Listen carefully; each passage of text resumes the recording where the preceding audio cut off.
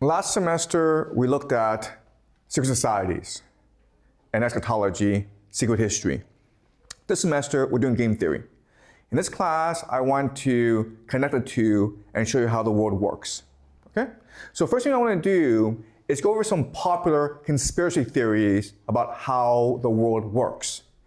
And there are different variations, so I'll just go over a very simplified, clear version.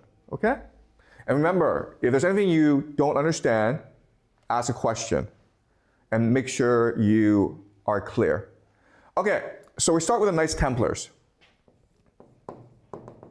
Knights Templars is probably the most successful secret society in the world. It was founded in the year 1118 as part of the Crusades. So there were Christian pilgrims who went to Jerusalem. Along the way, they would get robbed. So Knights Templars was a volunteer organization designated by the Vatican to protect these pilgrims. And over time, what happened was that the Knights Templars became a bank as well, where you could deposit your gold with the Knights Templars, and they would give you a receipt, and when you went to Jerusalem, they would give you the gold back, okay? So they became a bank, and over time, they became an extremely powerful organization because they were a convergence of politics, military, religion, and finance. And that's why in 1314, the Catholic Church and the King of France made them illegal, okay? They burned their leader, Jacques de Molay, at the stake and accused him of blasphemy for worshiping a false god named Baphomet. So the Knights Templars were in Jerusalem, and Jerusalem was convergence of all religions. So they started to become curious about different religions and started to engage in Hermetic philosophy, Neoplatonism, Gnostic philosophy, which were all considered heretical by the Catholic Church, okay? So this was a banned organization. And then what happened was that people speculate that rather than disappear, the Knights Templars re-emerged as the Scottish Rite Freemasons. And why they're important is that they would go on to create the Protestant Revolution, the Protestant Reformation, as well as the Silent Revolution. They conspired to create the American Revolution, as well as the French Revolution. Basically, they create modernity itself. They came to control England and create the Bank of England, which created the modern financial system of today. Then they went on to create World War I, which led to World War II, and now they're conspiring to create World War III, which would then usher in a new world government, okay? A one world government based in Jerusalem, and it will be controlled by an AI surveillance state. And that's why we're seeing data centers being built all around the world, okay? People also speculate that the Knights Templars were able to continue because they had access to secrets. Basically how to communicate with demons, okay? Interdimensional demons. Or Lucifer. And to communicate with demons, you have to make contracts with them through ritual sacrifice. And then what they do is they can take possession of you and offer you secrets. For example, how to live forever, or how to be young forever, or how to build great technology. Okay? They can also tell you how to build nuclear weapons. And so people speculate that the entire point of the one world government and the AI surveillance state is to bring into our world these interdimensional beings so that the elite can live forever, so they can combine with the elite. There are also people who speculate that the Knights Templars go all the way back to Rome and the 13 families, which then became part of Venice. Okay? So there are many different permutations to this conspiracy theory about how the world works. Now, there are lots and lots of issues with this conspiracy theory about how the world works. Okay? First of all, there's absolutely no evidence that any of this is true. We don't know if demons actually exist. There's absolutely no evidence that demons exist. There's no evidence that this is a giant conspiracy that stretched back, 1,000 years. Okay? Second thing is, the elite don't know that this is true. Okay? The people believe this is true, but if you actually go talk to people who have real power, they think this is complete and utter nonsense. Okay? And the third thing about this is that it's anti-historical, meaning that it is a very simplified version of how things work. It doesn't take into account other factors as well. Also, what we learn in this class is game theory. And this is also anti-game theory. Because one thing that you learn in this class is that when people are in power, they become arrogant, hubris. They become stupid. So it's very common for powerful people to rise and then have a spectacular fall, okay? That's just the iron law of history. So for these reasons, we know this theory is not true. At the same time, there are certain things about this theory that are very compelling, okay? So let's go over some of them.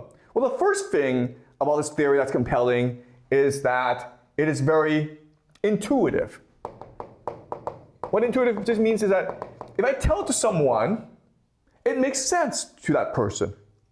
It makes a lot more sense than the history that we're taught in school. That's kind of strange, right? None of this is correct, but it's intuitive. Second of all, is that it's explanatory. In that even though this is not factual, it does help us understand how the world works. It's a very clear explanation. The third thing that is the most paradoxical is that it is predictive.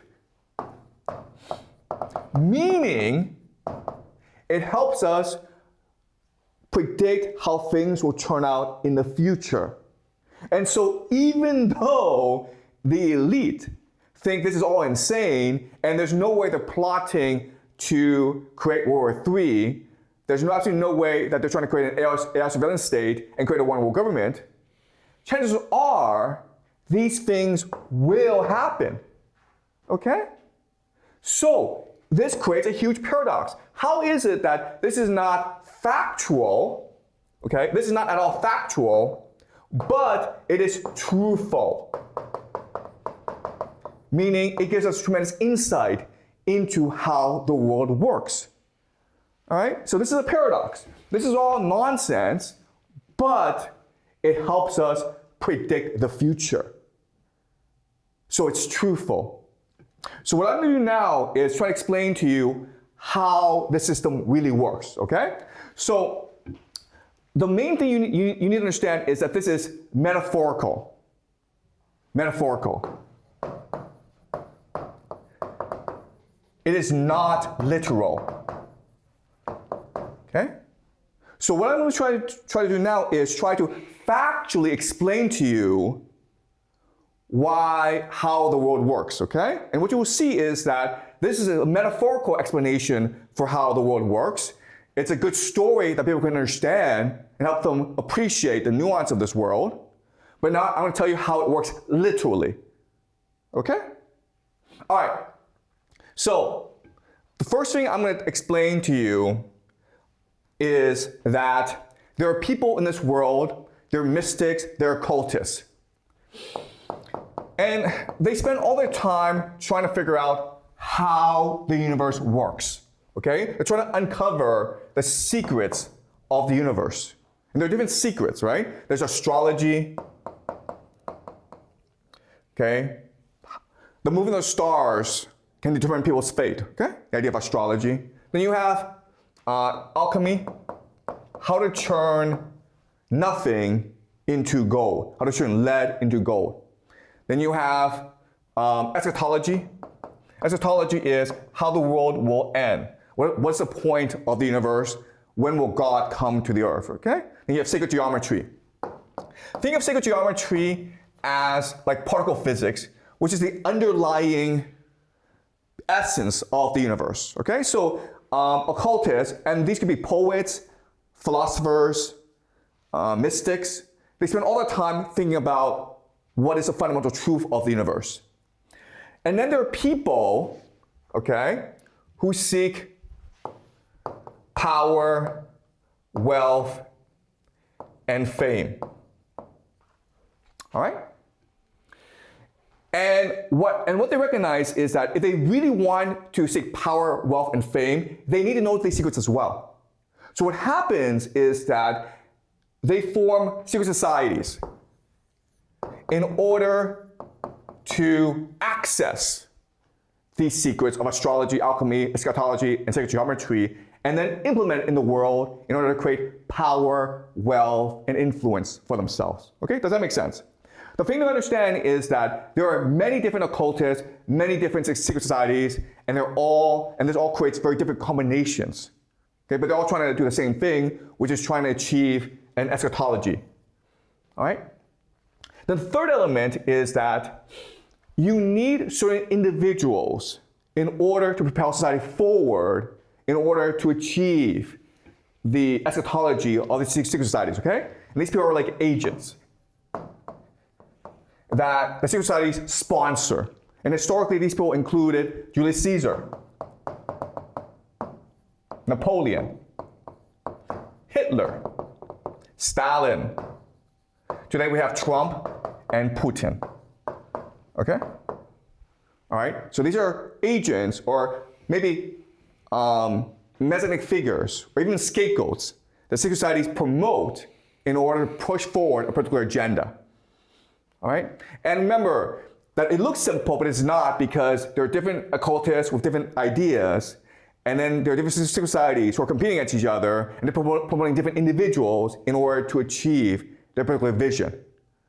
All right? What drives these individuals like Julius Caesar, Napoleon, Hitler, Stalin, Trump, and Putin is that they themselves believe that they're the real sons of God. Okay? They're the true Messiah who's going to lead the world forward. And the secret societies, these occultists, are just useful idiots.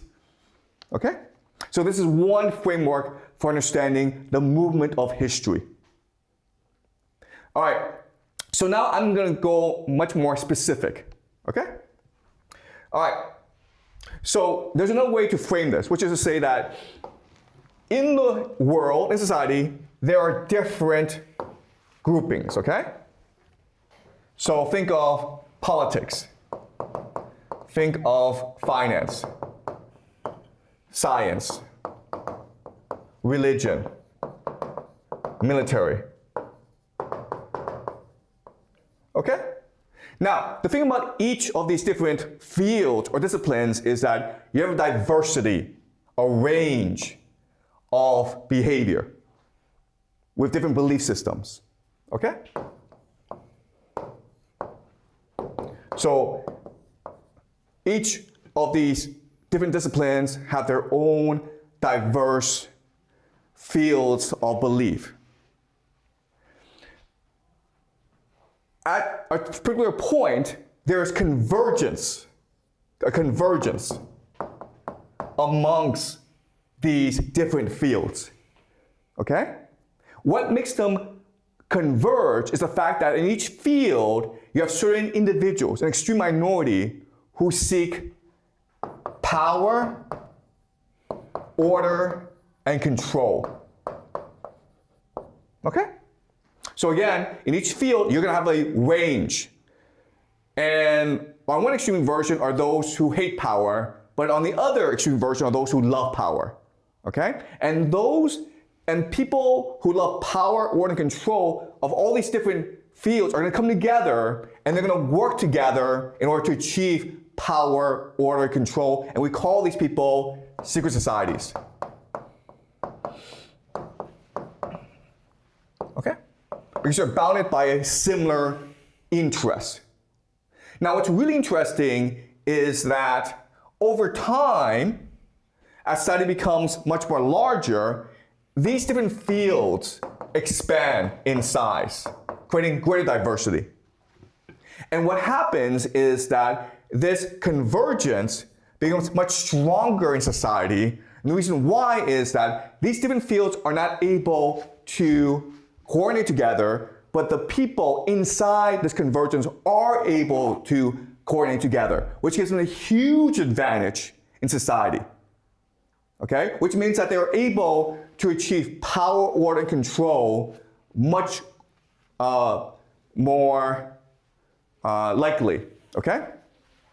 So what's interesting is that as society declines, because it's become much more bureaucratic, much too large, much too corrupt. These secret societies, in fact, become much more powerful over time because they're able to stay much more cohesive. Okay? Now, once these secret societies are formed, what you'll discover is that there are a huge number of these different secret societies. Okay? And a different individual can join different secret societies. And these secret societies can come from the fact that they went to a certain school, or they grew up in a certain religion, or their families, okay? There's different combinations. And these secret societies are in competition with each other.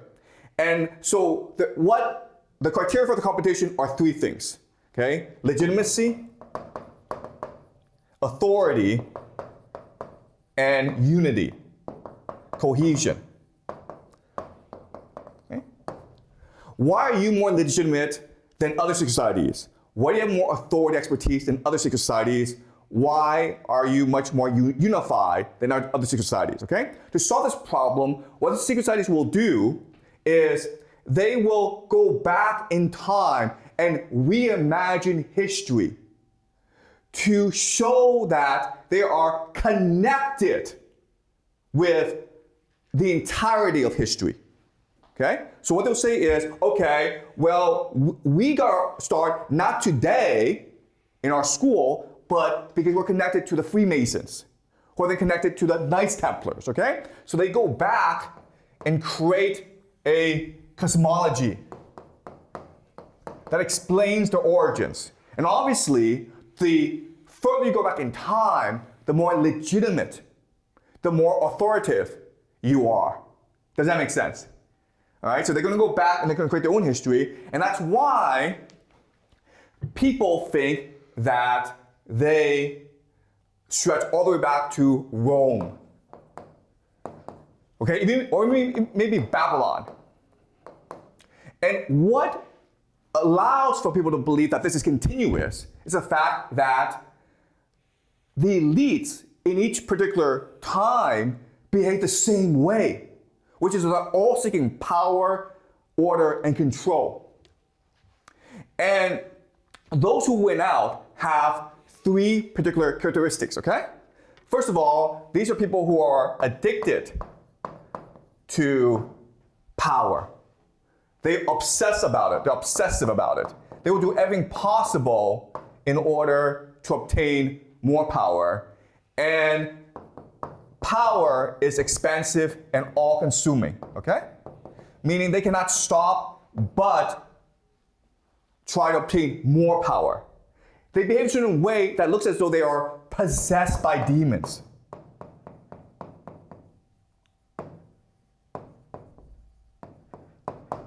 Okay? And in fact, they do worship demons. And the reason why is they think they worship all gods in a search for reason. Okay? They are looking for the greatest secrets of the universe, so they are open-minded. They are looking for all possibilities. They'll worship Lucifer, but they'll also worship Baphomet. They'll worship Osiris. They'll worship Isis. Okay? So now we understand how the world works literally. Throughout history, the elites have behaved the same way. Okay? And even though these elites are fighting with each other, they are moving forward an agenda that consolidates power onto the hands of a few people, which gives the impression that this is all a continuous agenda controlled by a few people. Okay? Does it all make sense, guys? All right? So remember, this is the metaphorical understanding of how the world works. A world controlled by a particular secret society. The Knights Templars, who became the Freemasons, who then became the Illuminati, who control the world today, and they're trying to usher in a one world government, an AI surveillance state, and summon demons into this world in order to live forever, okay? So this is a grand conspiracy. But again, it doesn't explain why we have no evidence, why the elite don't think they're part of this, and why this is anti-historical, okay? But once we transform this into a literal explanation, and this is a literal explanation, this explains everything. Okay? The elite don't think this is conspiracy because they're too busy fighting each other. They're not looking at the grand scheme of things. Whereas the people who are not involved in this game can look at the movement history and can come to an intuitive understanding of how this thing moves. And it's moving towards more control, more order, and more power. Okay? And this helps us explain why the system persists even though the elites will rise and they will fall. Because these elites are already in competition with each other, so what's happening is that certain elites are replacing other elites, but they all have the same agenda, which is more power, more order, more control. Okay, does it make sense, guys? Okay, and that's why we actually read the texts of these secret societies, of these thinkers.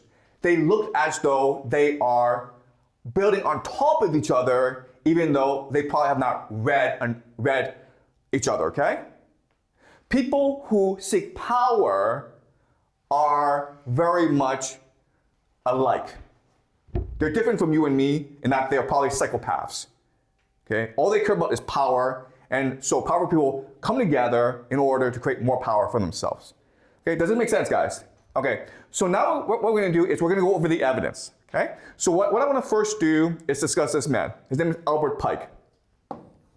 And he was born in the year 1809, 1891.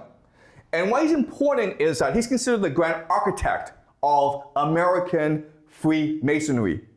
Why American Freemasonry is important is that it's the people who control the American government. 1/3 of all American presidents were Freemasons. Okay, and these people today control the American military, the national security apparatus, the CIA, the FBI. All right, they're not called the Freemasons, but they go back to the Freemasons. So they share the similar ideas of the Freemasons. So Albert Pike was one of the major leaders of the American Freemasons, and he's considered the grand architect, meaning that he built the system and the ideas that underpin modern-day American Freemasonry today. His most important work is called Morals and Dogma. And it's basically the standard textbook of American Freemasonry, okay? So we're going to look at a few passages from Morals and Dogma. And I know they're a bit long, but it's very important for us to understand how they think, okay? So I'm going to read the first part, and then Alan, if you could help me read this part, okay? So I'll read the first part. The rough ashlar, okay, this is the ashlar, guys, which is a stone, is a people as a mass, rude and unorganized. So society is diverse, it's chaotic, and we, the Freemasons, our objective in life is to create order out of chaos. The perfect ashlar, okay, or typical stone, symbol of perfection, is the state. The purpose of government is to create order out of chaos, to perfect humanity. The rulers deriving their powers from the consent of the governed, the Constitution and laws speaking the will of the people. The government, harmonious, symmetrical, efficient, its powers properly distributed and duly adjusted in equilibrium. Okay, so think of society as a forest. No, a forest is chaotic. There are diseases in a forest. It could burn down. What we really want to do is create a temple of stone that is perfect, that is eternal, that is divine. Okay? We want to burn down the forest and build a temple with our bare hands. I know God was the one who created the forest, but God willed us to perfect his work. If we delineate a cube on a plane surface, okay, we have visible 3 faces and 9 external lines drawn between 7 points. The complete cube has 3 more faces, making 6, 3 more lines, making 12, and 1 more point, making 8. As the number 12 includes the sacred numbers 3, 5, 7, and 3 times 3, or 9, is produced by adding the sacred number 3 to 9, while its own 2 figures, 1 to the unit of monad and duad, added together make the same sacred number 3. It was called the perfect number, and the cube became a symbol of perfection, okay? So this is God. What we're trying to do is we're trying to create God on earth. And how do we know it's God? Because it is perfection itself. How do we know it's perfection? Because of mathematics, geometry, okay? Geometry is a language of God. Once you understand geometry, you understand how God thinks. So the cube is perfect, so we want to turn society into a cube. In fact, we want to turn everyone into a cube. And how do we do so? Artificial intelligence, guys, okay? Artificial intelligence. Okay, all right, so again, the idea is we want to read them in order to understand the essence of their thinking. Okay, so let's now move on, okay? Can you read, Alan? Nevertheless, Masonry, which is morality and philosophy, must not cease to do its duty. We never know at what moment success awaits our efforts. Generally, when most unexpected, nor with what effect or efforts are or are not to be attended. Succeed or fail, Masonry must not bow to arrow or succumb under discouragement. There was at Rome a few Carthaginian soldiers taken prisoners who refused to bow to Flaminius and had a little of Hannibal's magnanimity. Masons should possess an equal greatness of soul. Masonry should be an energy, finding its aim and effect in the ameliorations of mankind. Socrates should enter into Adam and produce Marcus Aurelius. In other words, bring forth from the man of enjoyments, the man of wisdom.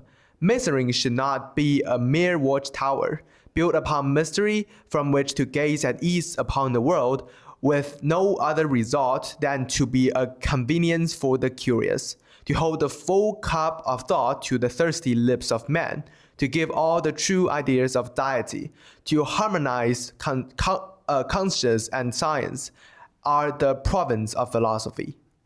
Morality is faith in full bloom. Contemplation should lead to action, and the absolute be practical. The ideal be made air and food and drink to the human mind. Wisdom is a sacred communion. It is only on that condition that it ceased to be a sterile love of science, and becomes the one and supreme method by which to unite humanity and arouse it to concerted action. Then philosophy become religion. Okay, so Freemasonry is the ultimate religion. Why? Because it encompasses all previous religions, including Egyptian Hermetism, okay? Including the Greek mystery cults of Pythagoras, including the Kabbalah.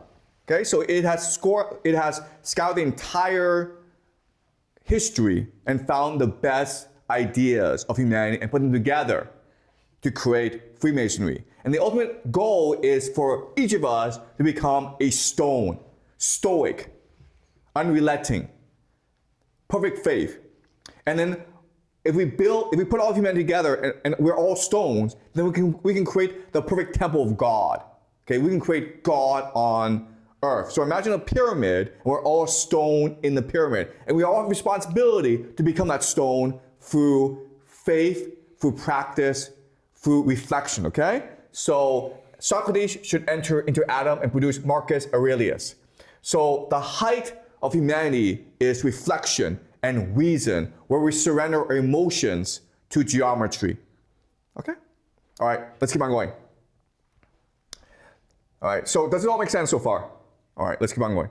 All right, can you read, Alan? Man owed it to himself to be free. He owed it to his country to seek to give her freedom or maintain her in that possession. It made tyranny and usurpations the enemies of the human race. It created a general outlawry of despots and despotisms, temporary and spiritual. The sphere of duty was immensely enlarged. Patriotism had, henceforth, a new and wider meaning. Free government, free thought, free conscience, free speech. All these came to be inalienable rights, which those who had parted with them or been robbed of them, or whose ancestors had lost them, had the right summarily to retake. Unfortunately, as truth always become perverted into falsehoods, and are falsehoods when misapplied, this truth become the gospel of anarchy, soon after it was first preached. Masonry early comprehended this truth and recognized its own enlarged duties. Its symbols then came to have a wider meaning, but it also assumed the must of stone masonry and borrowed its working tools, and so was supplied with new and apt symbols. It aided in bringing about the French Revolution, disappeared with the Gironist, was born again with the restoration of order, and sustained Napoleon. Because though emperor, he acknowledged the right of the people to select its rules, and was at the head of nation, refusing to receive back its old kings. Okay, stop. Okay, all right. Okay, great. Okay. So what he's doing, what Albert Pike is doing, is trying to explain the eschatology of Freemasonry, okay? The eschatology is this. We want to create an empire of reason, okay? What he calls a holy empire of reason. And for that, we must create revolutions around the world, okay? And what he's doing is he's trying to say that this is a crusade, and we go back to the time of the Knights Templars. And we were the ones who brought about the French Revolution and created Napoleon in order to achieve this holy reason of empire. Okay? So what he's doing is he's going back into history and rewriting history to show that the Freemasons were the end point of history, the natural evolution of the Knights Templars. Also, what he's trying to tell people is that we do things in secret because before we were the Knights Templars, the French and the Catholic Church hunted us down. So we had to disguise ourselves under stone masonry, okay? So that's why we took the guise of the Freemasons, because the Freemasons were just a workers' guild who built temples. And we took their shape in order to protect ourselves and then to try to promote our mission in secret. Okay? All right? So this is why people believe that the Freemasons come from the Knights Templars. What this is really doing is it's trying to bring legitimacy and authority to the Freemasons by reimagining history as a movement towards Freemasonry. It doesn't make sense, guys. Okay? So he talks about how the Freemasons not only created the French Revolution, but they brought about Napoleon in order to try to create a one world government. Okay? And that failed, but if Napoleon failed, don't worry, America will succeed. This is another passage we will not read, but he talks about how the Freemasons actually created conditions for the French Revolution, and it conspired for generations, for decades, in order to avenge the death of their lost leader, Jacques de Molay, in 1314. Okay? So the Freemasons think centuries ahead, and they plan decades in advance. And again, this is all to create legitimacy and authority for their movement. This is a rewriting of history. None of this is true. Okay? All right, let's continue. All right, can you read, Alan? The degree of rose is devoted to and symbolizes the final triumphs of truth over falsehood, or of liberty over slavery, of light over darkness, or life over death, and of good over evil. The great truth it inculcates is that notwithstanding the existence of evil, God is infinitely wise, just, and good. And though the affairs of the world proceed by no rule of right and wrong known to us in the narrowest of our views, yet all is right, for it is a work of God. And all evils, all miseries, all misfortunes are but as drops in the vast current that is sweeping onward, guided by Him to a great and magnificent result, that at the appointed time He will redeem and regenerate the world, and the principle, the power, and the existence of evil will then cease. And this will be brought about by such means and its instruments as He chooses to employ, whether by the merits of a Redeemer that has already appeared, or a Messiah that is yet waited for, by an incarnation of Himself, or by an inspired prophet. It does not belong to us as Masons to decide. Let each judge and believe for himself. In the meantime, we labor to hasten the coming of that day. Okay, the degree of the roles. Okay, the idea here is that the Freemasons and Knights Templars were so successful because they were a secret society, but first and foremost, they were a company. They were a hierarchy. Okay? So they were like a triangle.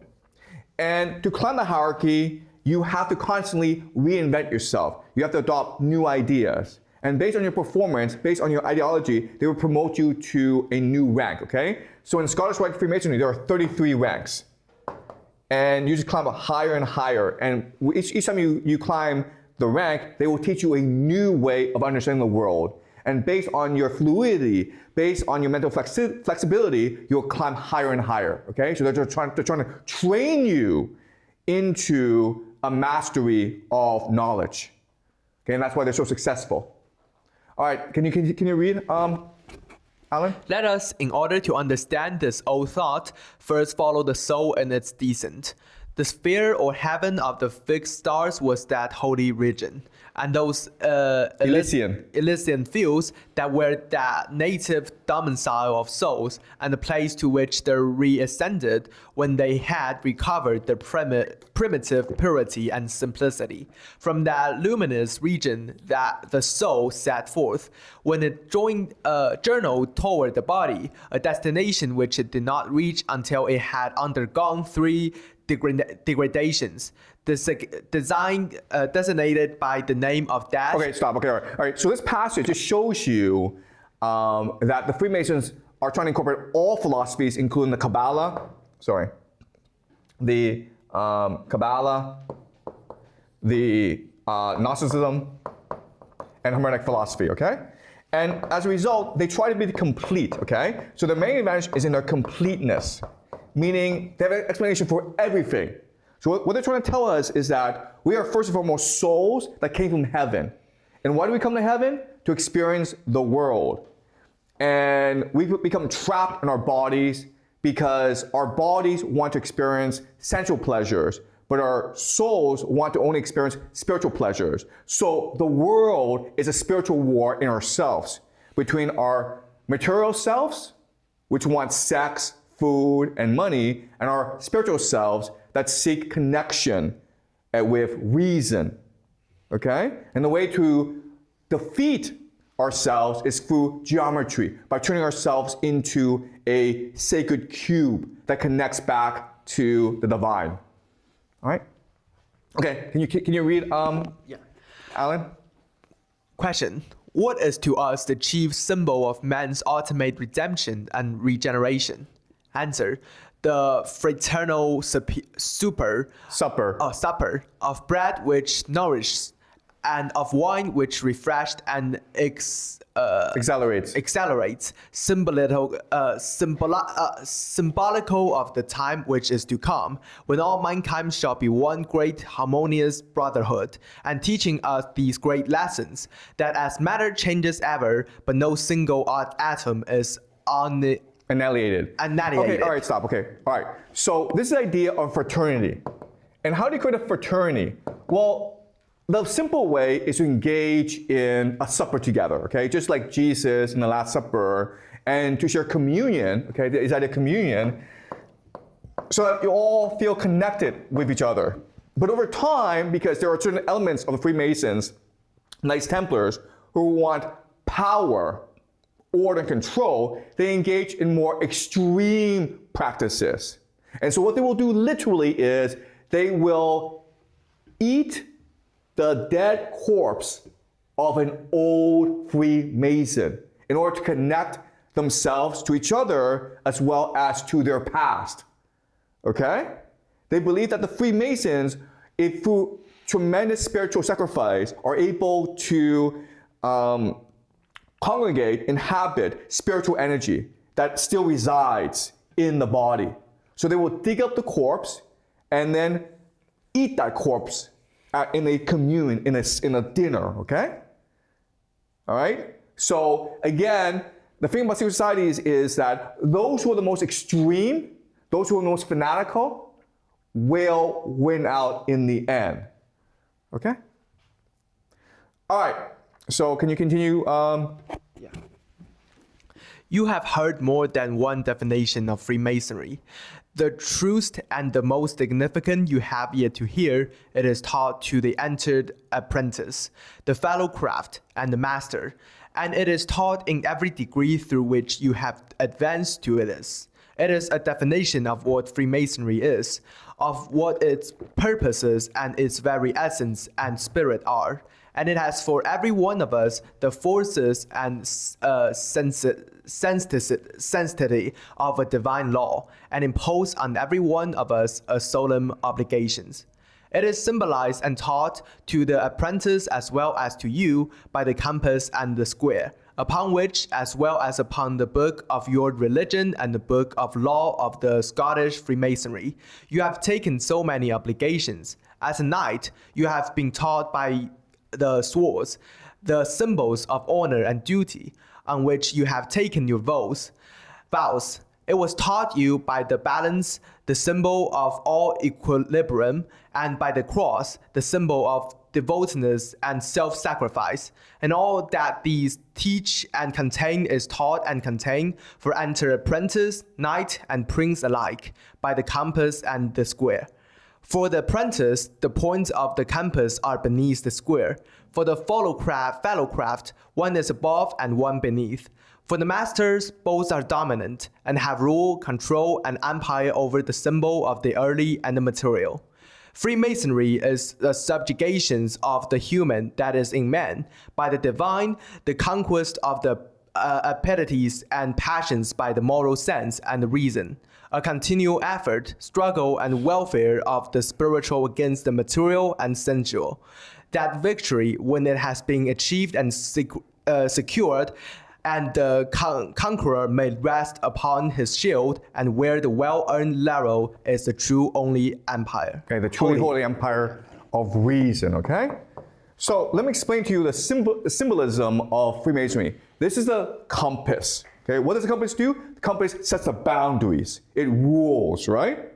This is a square, okay? The square limits, okay? So the idea is that when you first join Freemasonry, you have to focus on the square, which is your own spiritual alchemy, okay? To discipline yourself, to focus yourself, to learn how to be ruled, okay, by the compass. Then you reach a point where you must rule yourself. So you must teach others how to be disciplined, how to be focused. And then you reach a point when you combine the square and the compass, which is you lead the Freemasons to control the whole world to create the holy empire of reason. All right? So according to different ranks, you see the symbol in a different way. All right, the G, what does the G stand for? Well, there are three different interpretations, okay? It stands for geometry, of course, because of the square and the compass.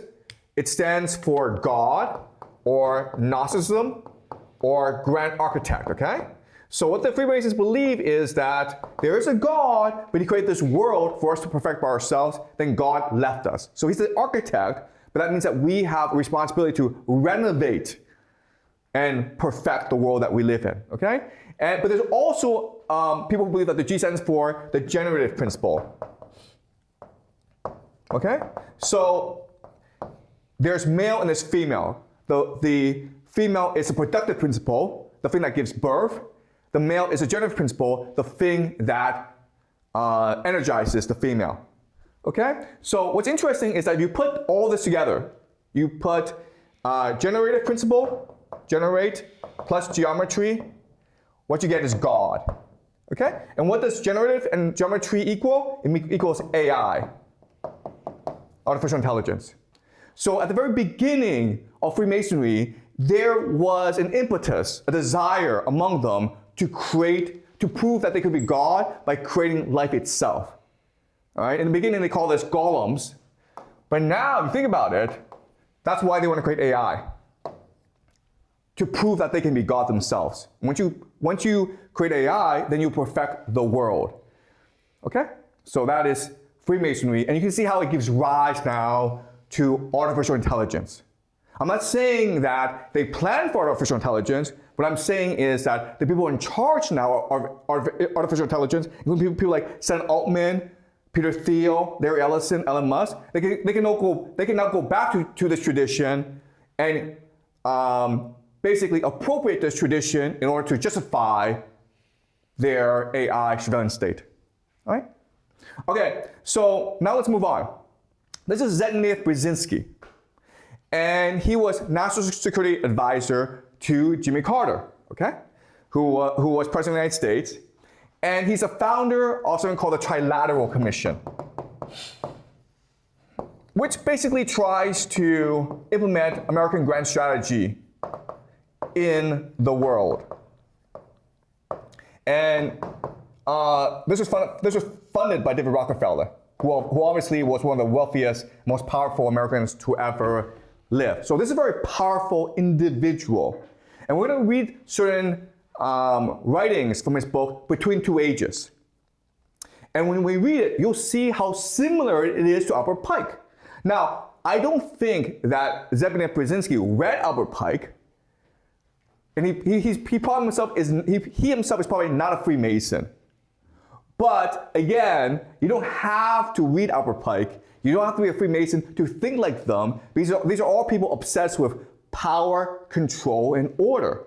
And they're going to look for elements of different religions in order to justify their pursuit of power, order, and control, okay? So this is from the book Between Two Ages.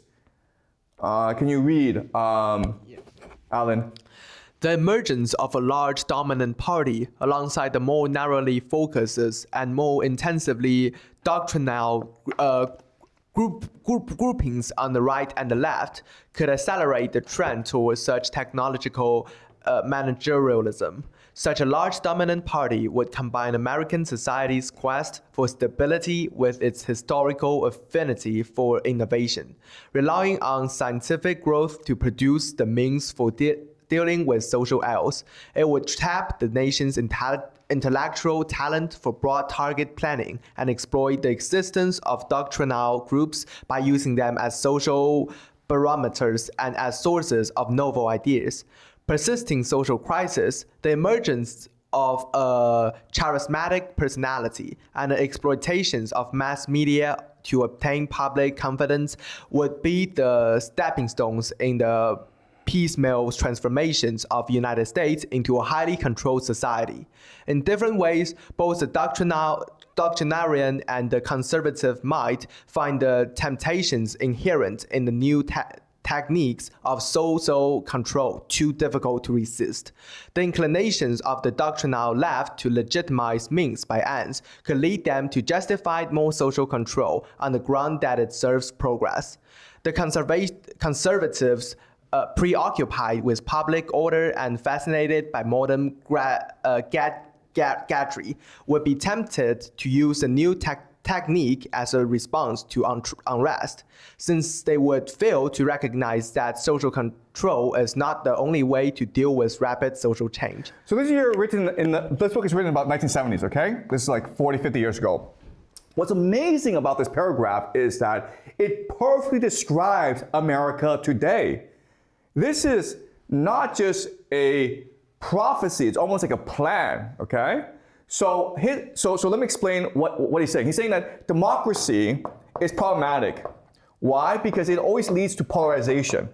You're always going to have different factions within this democracy who are going to fight each other. And eventually, you're going to reach a point where they actually refuse to get along. That's what's happening in America today between the left and the right, between the Democrats and Republicans, okay?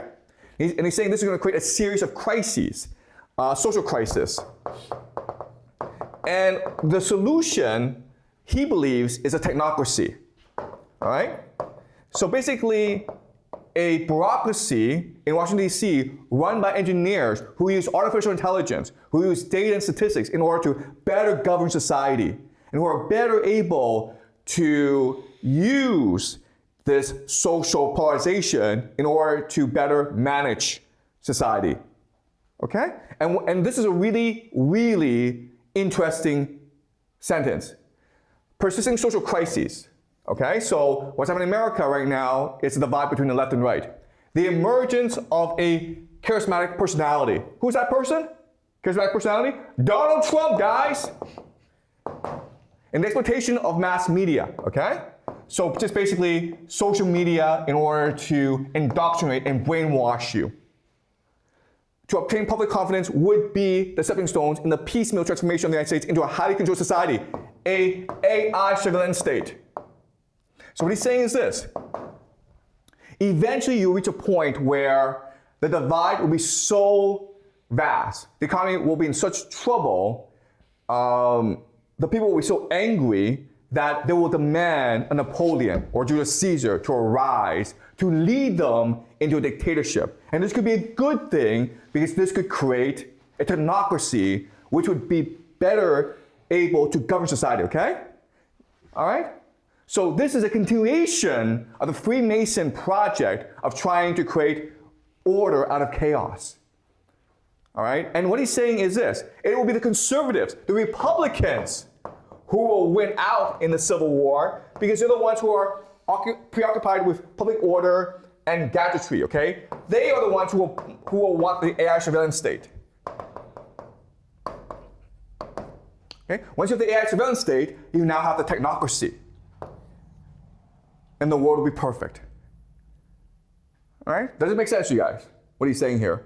This is an amazing paragraph written 40, 50 years ago. So I'm not saying he's a Freemason. I'm not saying he's part of secret society, but he sure thinks like a Freemason. All right, let's continue.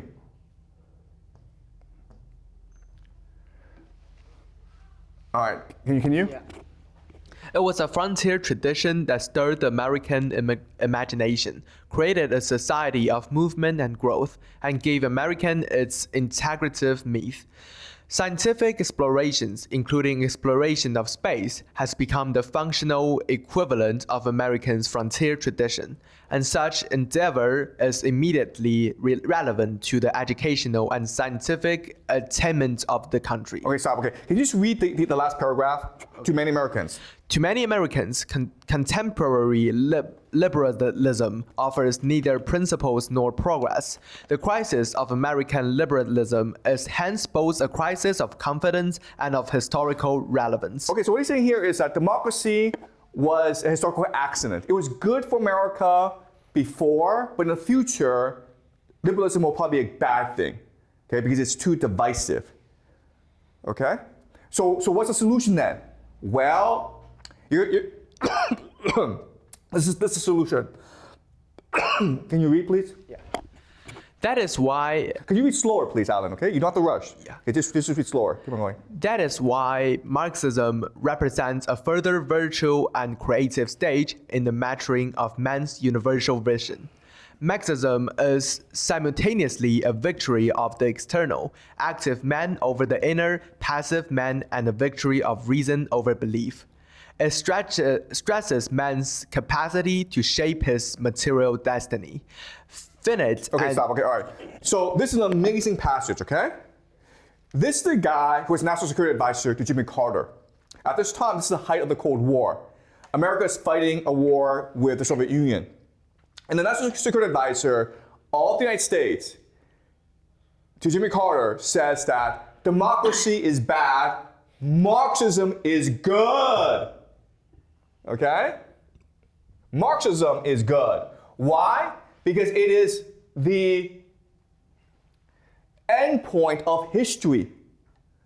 The French Revolution was about promoting reason over emotion. Marxism is a natural progression of the French Revolution. Marxism is what promises a victory of reason over emotion. Okay? So what is the AI surveillance state? Ultimately, it is techno-Marxism. Okay? That's what they want. They want communism. National Security Advisor Jimmy Carter, one of the most powerful Americans in the world, wants Marxism. Why? Because Marxism, communism, is the implementation of the ideas of Freemasonry in our world. All right? Okay. Is this clear, guys? All right. Mr. Jiang. Yes? So, what is the techno-Marxism? Yeah, I'm explaining, okay? All right, so this is Larry Ellison. And Larry Ellison probably doesn't read books.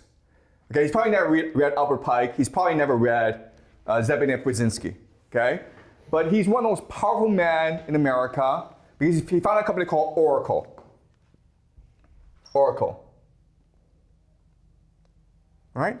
And this is him with Donald Trump announcing something called Operation Stargate. So they're going to build data centers all around the United States in order to create their AI surveillance state. Now, Larry Ellison is one of the most powerful men in the world, but his background is very, very interesting. He founded a company, Oracle. At that time it was called RSI. This is from a biography of Larry Ellison called The Difference Between God and Larry Ellison, okay? And it talks about how in the first 5 years, his company was terrible. They were a database company designed to collect data and then organize this data in a way that was useful to companies and to governments, okay? But they were so bad, if you put data into this computer, they lost all the data. They were just incompetent. But who were their clients? It's the CIA and the Navy, who had unlimited money. Okay? So the company is incompetent, destroys data, but the government kept on supporting them. Okay? Can you read, Alan? The funny thing was, the early customers did not really mind losing money or data. Even though RSI never really delivered what the CIA wanted, the agency was not upset. Engineer Kirk Bradley remembered a CIA employee telling him, "We bought the things knowing damn well it wasn't going to work. We're buying an idea." Add or tape do drawer did not satisfy the Navy either. But it did not matter. We were buying a Wright flyer with the expectations that we would probably have an airline in a few years, the Navy John Scale said. The Navy understood that Oracle might crash and burn at any time, yet it was exciting to try to make it fly, Scale said, with a hint of irony. This is really confusing, okay? The CIA, the Navy, you're gonna hire a company because the company's gonna do it cheaper and faster and more effectively than you can do it, right? But what happened with Oracle is that it cost them a lot of money, they weren't getting what they wanted, and they had to put their own resources to create Oracle. They had to help Oracle come into being. So Oracle and Larry Ellison are both creations of the CIA and the Navy. Why would they do that? Okay? That's a very curious question. I don't know the answer to this. It might be because Larry Ellison is just a really charismatic guy. It may be because he has relatives who work for the CIA. It may be because he got really lucky. Who knows? But this is a very curious fact about how these companies like Oracle started. All right? We're also going to talk about this guy, Peter Thiel. Peter Thiel is probably one of the most powerful men in America right now. I think he's actually much more powerful than Elon Musk. Why? Because in 2016, he recognized the potential in Donald Trump and he supported Donald Trump's campaign. He also saw the potential in J.D. Vance and he supported J.D. Vance's venture capital career as well as his Senate race. And then he promoted J.D. Vance as the VP for Donald Trump, okay? And when you read Peter Thiel, even though he's an entrepreneur, he actually reads like a Freemason. It's really, really strange. Okay, so this is from his book, From 0 to 1. Okay? And he's talking about how to build a great company.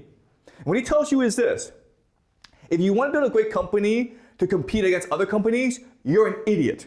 Competition is for losers. Capitalism is for losers. What you want is monopoly. What you want is communism. What you want is to dominate. Okay? And that means you need a secret in order to monetize. Okay, can you read, Alan? Can you read slowly, please? Yeah. There are two kinds of secrets: secrets of nature and secrets about people. Natural secrets exist all around us. To find them, one must study some undiscovered aspects of the physical world. Secrets about people are different. There are things that people don't know about themselves or think they hide because they don't want others to know. So when thinking about what kinds of company to build, there are two distinct questions to ask.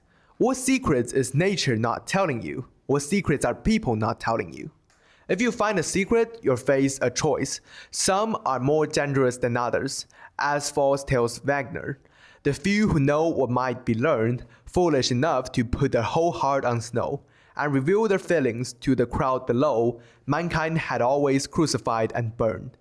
Unless you have perfectly conventional beliefs, it is rarely a good idea to tell everybody everything that you know. So what do you tell? Whoever you need to, and no more. In practice, there's always a golden means between telling nobody and telling everybody, and that's a company. The best entrepreneurs know this. Every great business is built around the secret that's hidden from the outside. A great company is a conspiracy of change the world. When you share your secret, the recipient becomes a fellow conspirator. How do you build a great company? You create a secret society. All right? And what's a secret society? You access the occult. Okay? If you really want to make a lot of money, guys, don't spend your time programming and looking for the best technology. Don't do that. That's a waste of time. Look at the occult. Figure out the secrets of humanity. Figure out the secrets of the occult and build your company around that idea, and you will come to dominate. All right? So he's very clear about this, okay? What he's saying is that if you want to start a company, start a religion first, man. Okay, can you read, Alan? Yeah. The best startups might be considered slightly less extreme kinds of cults. The biggest difference is that cults tend to be fanatically wrong about something important. People at a successful startup are fanatically right about something those outside it have missed. You're not going to learn those kinds of secrets from consultants, and you don't need to worry if your company doesn't make sense to conventional professionals. Better to be called a cult or even a mafia. Okay, all right, okay, does that make sense, okay? He's saying it literally now. Start a religion or start a mafia, it doesn't matter, okay? Now, Peter Thiel is important because he is a mentor to two individuals, Mark Zuckerberg as well as Sam Altman. Remember from last week, we read Karen Howe's book, Empire of AI, where Sam Altman says that the most successful founders do not set out to create companies. They are on a mission to create something closer to a religion. All right? So he's basically using the words of his mentor, Peter Thiel. This is also what Sam Altman said. People talk about how much energy it takes to train an AI model, but it also takes a lot of energy to train a human. It takes like 20 years of life and all the food you eat during that time before you get smart. Okay? So these people literally see no difference between an AI and a human. You're just energy to be exploited. Okay? You're just an energy that I need to turn into a cube in order to create my holy temple of reason. All right? And this is another friend of Peter Thiel's called Alexander Karp, and together they founded a company called Palantir. What is Palantir? Palantir is the ultimate AI surveillance company. Okay? So Oracle creates databases of information. Everything about you is in an Oracle database. Palantir then takes this information and predicts how you will behave. Okay? And this is the Palantir manifesto called the Technological Republic. They're not Freemasons, but they might as well be Freemasons, okay? So this is the manifesto, and it basically says that we need to create a technocracy. That's all it's saying. We're going to create a technocracy, an AI surveillance state, and that's a good thing, all right? All right, and I will leave you with this. Peter Thiel, for the past few years, has been giving speeches around the world talking about the Antichrist. Okay, what's the Antichrist? how much does an Antichrist rise to power? By playing on our fears of technology and seducing us into decadence with the Antichrist's slogan, peace and safety. The Antichrist is anyone and everyone who opposes the AI surveillance state. Okay? So you might think, no, wait, isn't it more logically to believe that the AI surveillance state is the Antichrist? No! Peter Thiel said, no, it's the opposite, guys. It's you oppose the AI surveillance state, then you're the Antichrist. And the Antichrist is evil. Therefore, we have to destroy these people. Okay? Whoever prevents us from building the AI surveillance state is pure evil. And once you understand this, then we will achieve our holy empire of reason.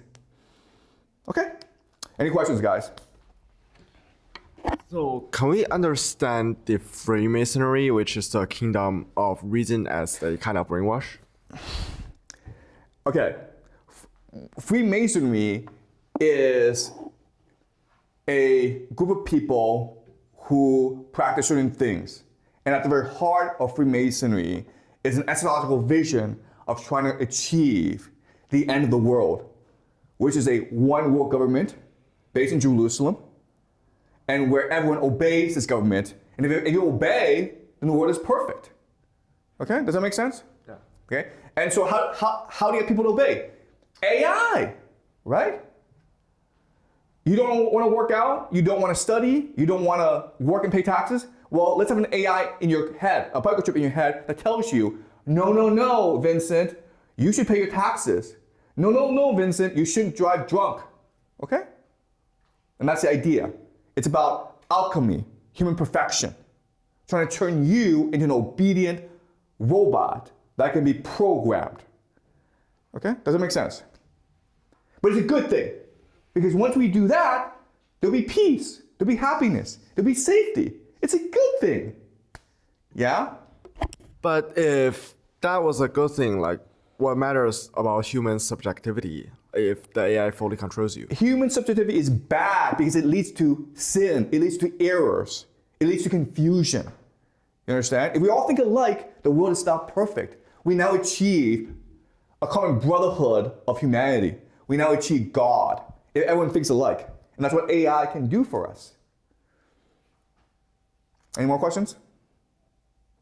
Okay, so Putin is coming to Beijing tonight. So on Thursday, we'll discuss Putin.